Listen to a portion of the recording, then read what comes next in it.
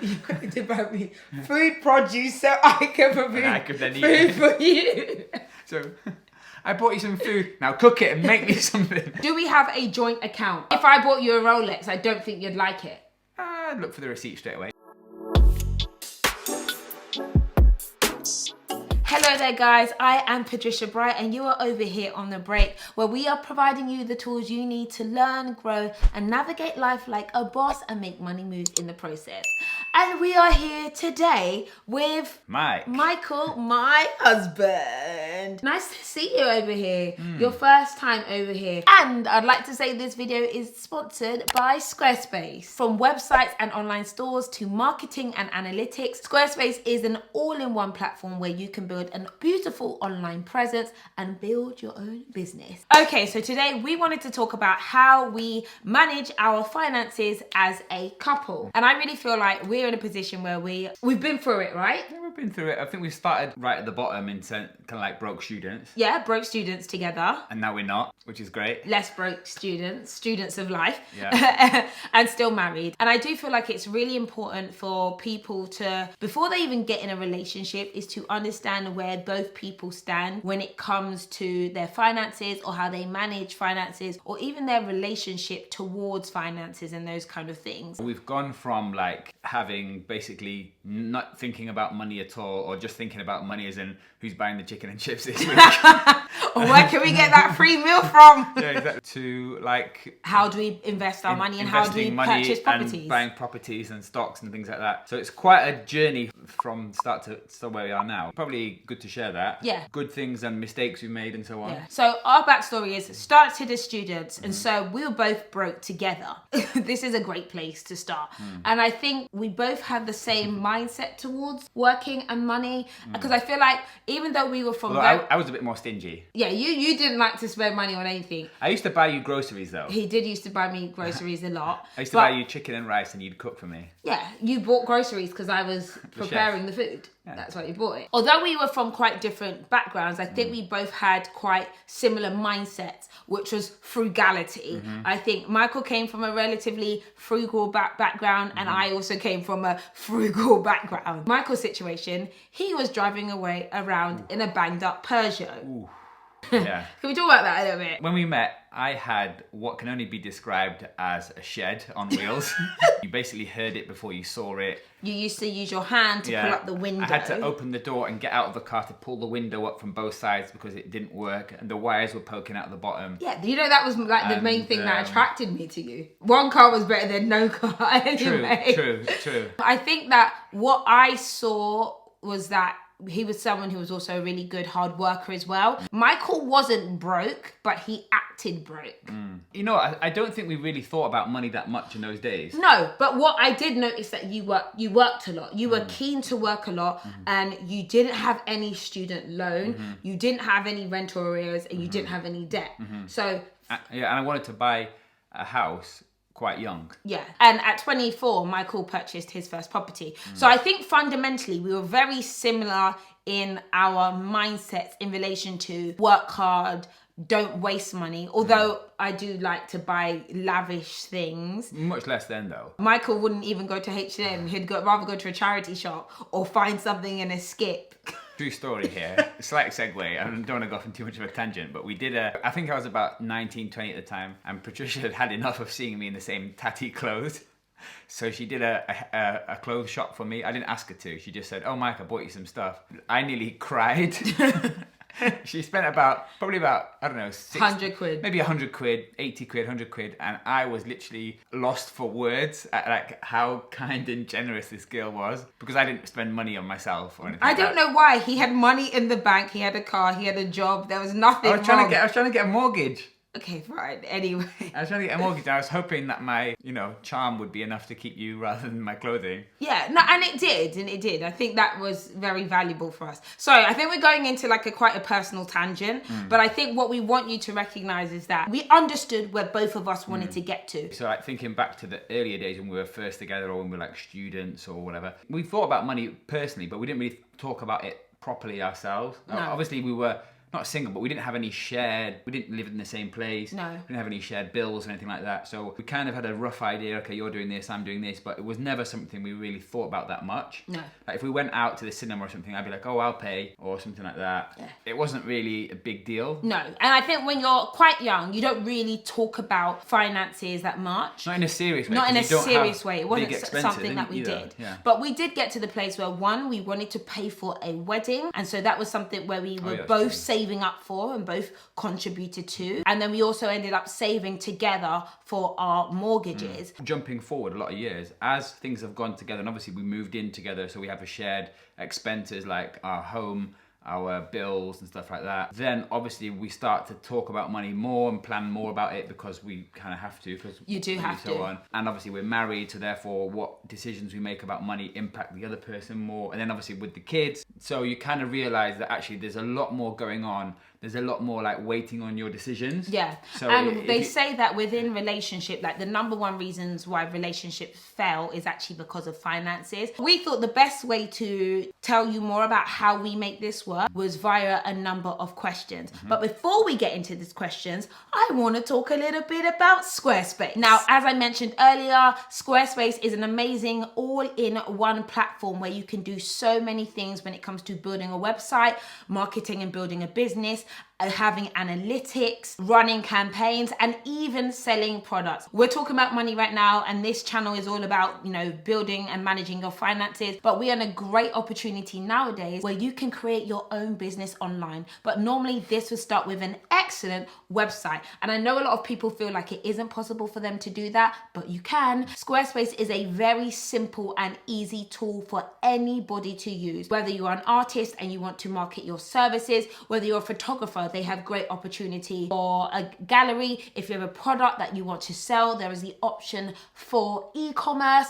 And if you ever want to run email campaigns and market towards an audience, you have the ability to do that all within Squarespace. Now, Michael, your website, Yeah. he's got his own website. It is hosted on Squarespace. My website is hosted on Squarespace. And even I would just add, I'm not at all like a techie type of person. Not a techie I'm person very at all. like tech, pretty basic, and I would say pretty much anybody can figure it out. Yeah, exactly. And Mike runs his own like physio stuff, and he's got his own website on that. So it doesn't matter what kind of person you are. In the day and age that we're in, it's really important to have your online presence that is beautiful, that allows you to build a brand or share your brand as well as build a business. So head to squarespace.com if you would like a free trial. And when you are ready to launch, you can go ahead and use my link. I'll have it on the screen here, and it will be in the description bar below, and you'll be able to get 10% off your first purchase of a website and domain. So yeah, check that out. And now let's get into these questions. Okay, so the first question that we thought would be good to answer would be, how do we organize our finances collectively, whether it's family finances or relationship finances? How do we manage it? So we do talk about our money Quite frequently. quite frequently, as in once a week we'll talk about it, or once a month we might talk about it. And the way that we'll talk about it is someone is allocated for something. We have a meeting. What we do have meetings. We have- do have couple meetings. We're meant to have- do it on a Sunday. We don't do it every Sunday. I'd say probably twice a month. We have Definitely have a meeting. like sit down. This is real adulting here. Yes. Formal financial meetings. Yes. And it's laptops, pads of paper, it's spreadsheets. And I'm gonna actually throw a little plug in here. We genuinely use the budgeter. The budgeter was like... It works. It does genuinely work. It works. works really, really well to make sure you're on track and you know what you're doing. Hey, shout out budgeter down below. We firstly know who's responsible for what. So, for instance, the mortgage comes out of my bank account, but all the other bills come out of Michael's bank account. So we always know how much money each person has come in and out. And if we need to flex, then we can do that. But what we do try to do is make sure that it's relatively equal in regards to paying for stuff in life. No matter who's earning more, there are seasons where I've earned more, there are seasons where Michael's earned more. We make sure that there's equilibrium. So It's a big word, isn't it, babe? Very good It's word, a big that. word. Yeah. Equilibrium. Equilibrium. And we make sure that it's fair. So basically, the budget of work. So we did a big list of all of our like monthly costs, everything that we pay for on a monthly basis. Yeah. We basically say, okay, this is what the grand total is. We basically halved it, and it just kind of worked. What is the difference in how you manage the finances before marriage and after? I would actually just add to that. I would say before moving in together and after. Yeah. Because that's the fundamental change, really. Yeah, when we didn't live together, we didn't really have anything collective to share. Yeah, so it didn't matter. It was just like, and we didn't really talk about it that much. Like, I didn't really know how much money you had, or how you didn't know how much I had. We maybe talk, okay, we've got a wedding to pay for, so okay, how much are we going to save for this, and how much is this going to cost? So that was probably the first thing we started to actually work on financially together. The difference is really, beforehand, we didn't really have any kind of formal anything that we had arrangement. shared, so Yeah. we didn't really talk about it. But after marriage, what we tried to do is definitely talk about our expenses and managing them together within marriage, as well as looking at what we want to have money for in the future, which was something that we wouldn't have talked about in the past. The light might have changed a little bit because we put on the light because we noticed it was getting quite dark in here. How have we changed our approach to money as a couple? I think our approach to money has changed massively in terms of now we think and talk about it a lot more. Yeah. Not in like a stressy way, but more in a case of In a good before way. it was something that we almost buried our head under the sand in terms of like, we don't really need to talk about it because we'll figure it out some way. So we had no real like process. So we No put a process, in and I place. don't think we had a plan for our money. So we knew we were both working, we were both earning money, we're paying for the things that we wanted to pay for, but we didn't have like a plan. And I think now, like, each of us know our role when it comes to the money and what we're doing it. So Michael does a lot of the investment stuff for me, or for us, should I say? It's for us, right? Yeah. So Michael, while I'm focused on generating and I'm focused on doing other things that might bring in more revenue, he's focused on making sure everything is doing what it should be doing, or even making more money. So he does way more investment stuff than I do. But, we're both aware of our strategy together. Rather than it being like, oh God, not money talk again. We're kind of like, we know it has to be done, and we're kind of enthusiastic about it. I think we are enthusiastic about it. I think our conversations around it are really positive and exciting. become more healthy. Healthy, yeah, and it can be healthy. Do we have a joint account? No, we don't. We do not have a I don't joint know account. I was thinking about that, and I was thinking, should we have one? Does it matter if we have one? Is there any value in having a joint account? I don't know. I think, yes, I think joint accounts are really good. Why though? As a couple, because if you're putting everything in together and everything out. So I do talk about automation. I think automation is really important. I think it's a bit different because I've got a number of different business accounts as well. I've got investment holdings. Michael's got his work money bank accounts as well. And then we have the children. So we've got different accounts for different things. I'm not adverse to the idea of having a joint bank account, but what would that account be for? That's what I mean. Like, I'm not adverse to the idea of it. Yeah. But I think the reason probably why we don't need to, or it's not really an issue, is because we're very open and share about our accounts and our finance situation and everything with each other anyway. Kind of wouldn't make that much difference, I don't think. No, I don't think it would make any difference for us. Yeah. And because we have that meeting and we know what each person is paying or not paying, we're in a good position. Are we transparent with our finances? Has that always been the case? So as you can clearly see, we are transparent about our finances. I think in a relationship and in a marriage, for it to work long term, you're pretty much going to need to be transparent about your finances. If not, probably going to be an issue at some point. The thing about any relationship, and this is not just about finances, open, honest communication is really important. You can't just let difficult issues slide, because that's going to be what drives a wedge at some between point it's you. Come up, yeah. It's going to come up. But there's this other point where some women like to have a little bit of a secret saving account, and I kind of or I don't let Michael know everything that I've purchased, because he'll probably think I'm a lunatic if I tell him the actual price of certain bags. So he doesn't know. He doesn't know everything, right, when it comes to what I'm spending my money on. As long as the bills are paid, I think it's all right, and as long as we're working towards the goals that we have together, I think you don't mind if I buy. I've got a secret account as well. What's in your secret account? Just a couple of quid. For some scratch cards. Go and buy yourself a new pair of socks. I'm not entirely adverse to having secret bank accounts from a woman's perspective, because I think we are better at looking after money. We're going to have a talk about this, because I don't think this is... No. We don't know. Hold on. We don't need secret accounts. what it is Like money stashed under the mattress or something. yeah, because that just builds distrust. Yeah, I agree. You're right, actually. And it might start off as, oh, just to treat myself a little treat now and again, fine. But then where does that's a slippery slope. Wow. But I don't tell you the full price of items that I buy. No, you don't, but not always. How do you feel about that?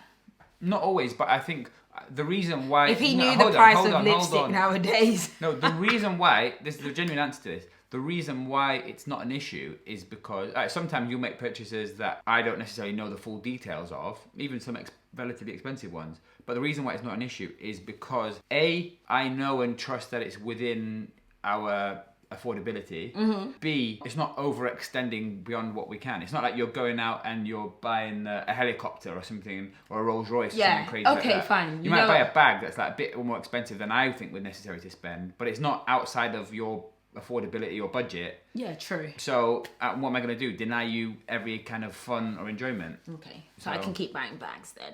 Well, there's a balance, you know. I think we've always been transparent as well. I don't think we've ever hidden, but there were definitely points in time where we weren't. We didn't talk about it. I don't even, whatever, your banter's cringe. Do we argue about money? Have we argued about money? Yes, we've definitely argued about money. I think some of the things that we have argued about are maybe some of the choices that we'd make around money. Yeah, I think, like, for example, let's say we were moving house, all right, and you might have wanted to move in a certain place and I wanted to move in a certain place.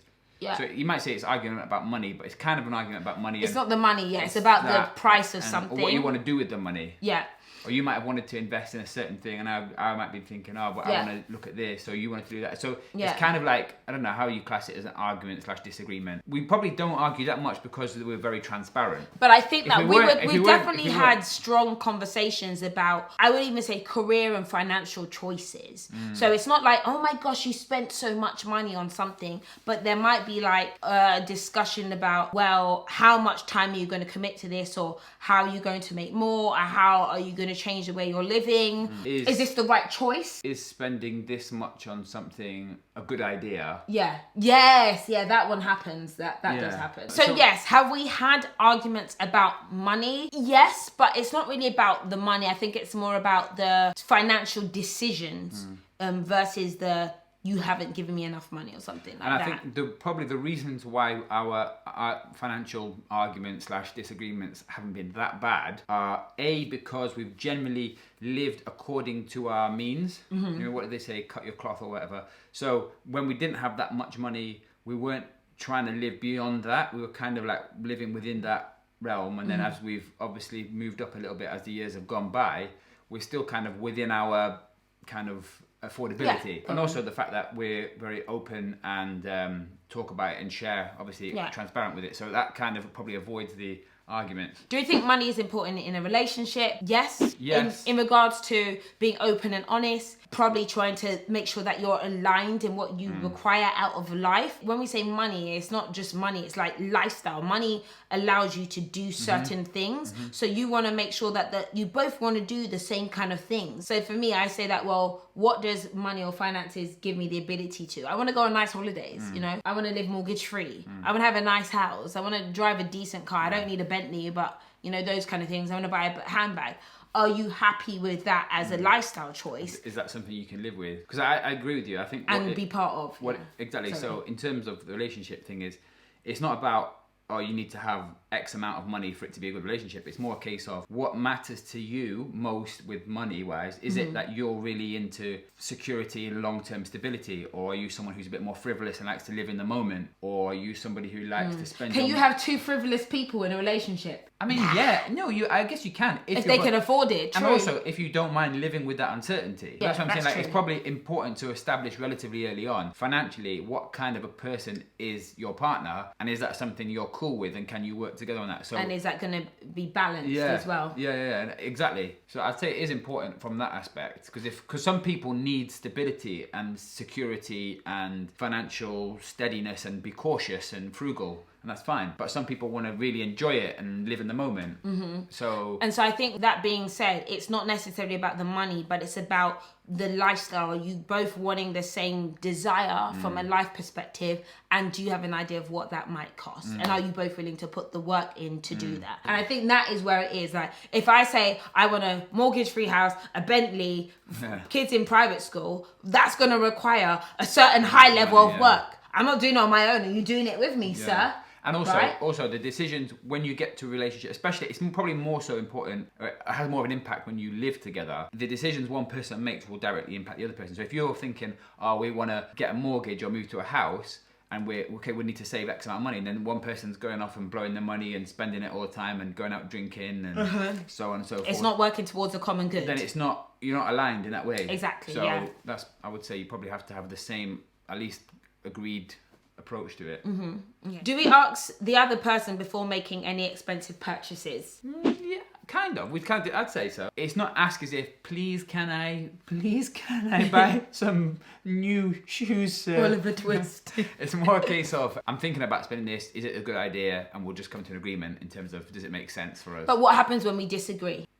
I can't lie. Obviously, I'm the one who's going to make the wild purchases. If Michael could buy anything, as long as he had a reason behind it, he had the funds for it. If he says, I'm buying a rocket ship, buy it. Buy the ship. If you want to buy a ship, buy it. I don't care. Harley. Yeah, like, no, because that's risky to all of us. Yeah. I think Michael is more, sounds bad, but discouraging when it comes to buying crazy purchases, because he does think it's important for you to make wise purchases. But usually if I'm able to explain to him why I like it, he's like, okay, if it's going to make you happy, fine. Yeah, really need that 5th pair of Louboutins. Desperately need that. Desperately need that 5th Chanel bag. Can't live without it. We don't necessarily act like that, but sometimes you want to buy something, I wouldn't spend on it, but at the end of the day, you've worked hard and earned your money. Yeah. So I'm not going to say to you, no, don't buy it. How dare you enjoy the fruits of your labour? So there's a balance between, living for tomorrow and living, sacrificing for the future and also enjoying it. Because what's the point in working hard and then earning, not having any fun, and then not being able to enjoy it? And I think that leads on nicely. What are the differences in how we view money? I actually think we view money the same, but we both would spend money on things differently. If Michael had to never spend a penny ever, he wouldn't. That's not true. Babe, I think you could live in a 2 up, 2 down. No. Drive the banger and be fine. No, because I was very keen when it came to investing our money in the last 2 properties. But investing is not the same as spending money, babe. It's exactly investing is like, this is spending. No, investing is spending. We didn't get it for free. But for a better cause. So it's wise. Yeah, so that's the point. The difference is that you only spend on wise. I'm less bothered by stuff. Yes. Okay, I like experiences. Yes, you do. I like a few sentimental things. Yes, he is sentimental. Okay, you bought me a couple of watches that I really treasure, and I consider them to be quite lavish. But if I bought you a Rolex, I don't think you'd like it. I'd look for the receipt straight away. Yeah, he'd be like, hell no. But I just don't need that much stuff. Yeah. And you enjoy stuff. Yeah, I do. And that's okay. Yeah, so that's different. So Michael will spend money on things that provide more, maybe, value. And you're very lucky, I think, and I think more people should be like you, to be very satisfied without material things. Michael is not a materialistic person, which I think is something that probably drew me to him. I think deep down I like that. But in the same breath, I call myself a consumer. I like nice things. I like pretty things. If it twinkles, if it's lovely, if it's pretty, I'm there. Like, I call myself the infomercial queen. I buy it. I think Michael sees parcels come to the house every day. He's like, what have you got now? I'm like, well, there's really nice cream. There's this thing. And I accept it that is our difference and that is okay. One is not better or worse than the other. He likes things that are practical. That's the difference. I like practical stuff. You like fun stuff. Yeah, it's fine. I think it's like yin and yang and it works for us anyway. But in moderation, not to the point of brokage. And thirdly, that's not even a word, but thirdly, we both think the same and we want to secure our future and invest. So there's a similarity there. How to decide who pays for things? We don't really. Well, okay, so we split our budget. So that's already decided. And day-to-day stuff, it's just whoever's got it, available. because it's kind of family. We're anyway. not keeping tabs on, well, I bought this, so you need to buy that. Again, we are married, so different, your maybe. money is my money is your money. That's why he's got my card. That's why I use his card. When I've lost my card, sometimes I use his card. We're not keeping record of what each other is spending, like on a day-to-day basis. But again, we've been married for, how long have we been married? Like 8 years at this point in time. Forever. So that's where we're at. However, I do think that there is, if you are fresh in a relationship, that you should, make sure that it's balanced. The burden shouldn't be on just one person all the time. And I know lots of women like, well, he should pay. And I genuinely think that, yeah, of course, guys should pay. But what are you doing? What are you doing? And don't be a taker. It's also really important to give as well. So I think balance is really important, and it provides for a good relationship. But you might give in other ways that might not be financial. I agree in the sense that it's nice for guys to pay and show they want to provide. That's probably where it fundamentally comes from, that whole ethos. Chivalry and all that. And you which was is very good. chivalrous. Yeah, You for had sure. money like literally in For your banks, Mr. Scrooge. I still pay for Yeah, for you had. stuff. That's what I'm saying. You had enough money to buy stuff. I like to buy you stuff like Oh, that's cute.